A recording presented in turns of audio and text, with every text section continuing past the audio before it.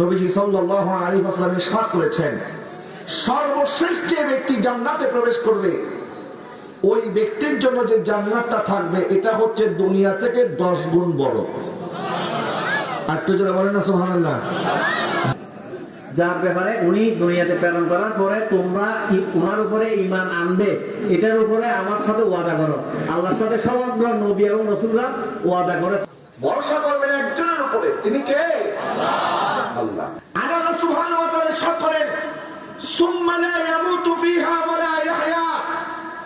আর কিয়ামতের ময়দানে যখন আল্লাহ জাহান্নামীদেরকে আযাব দেবে, শাস্তি দেবে, তখন জাহান্নামীরা বাঁচবেও না, তারা মরবেও না।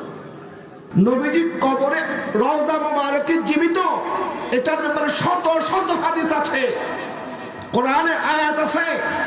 আল্লাহ পাক ইরশাদ করেছেন, ওয়ালাল আখিরাতু খায়রুল লাকা মিনাল উলা। হাবিব, আপনার দুনিয়ার জিন্দেগির চাইতে আপনার আখিরাতের জিন্দেগির মর্যাদা আরো বেশি হবে। হক কথা বলবো, আল্লাহর সন্তুষ্টির জন্য যা বলা দরকার তা বলবো। যারা খুশি হওয়ার তারা এমনি খুশি হবে, ঠিক কিনা বলেন? এই জন্য এই দুনিয়ার নাজ এবং নিয়ামত এগুলি দেখে আল্লাহকে ভুলে গেলে চলবে না। কত জানাজা পড়েছি নামাজ দিয়েছি, কত দাফন।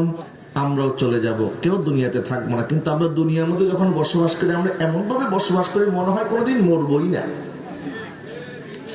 আর দুনিয়ার মানুষকে খুশি করার জন্য যা করার দরকার সব আমরা করতে রাজি আছি, কিন্তু মানুষকে কখন আপনি খুশি করতে পারবেন না।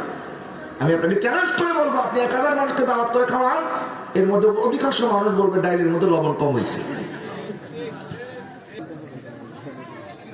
আমরা এই পর্যায়ে মাহফিলের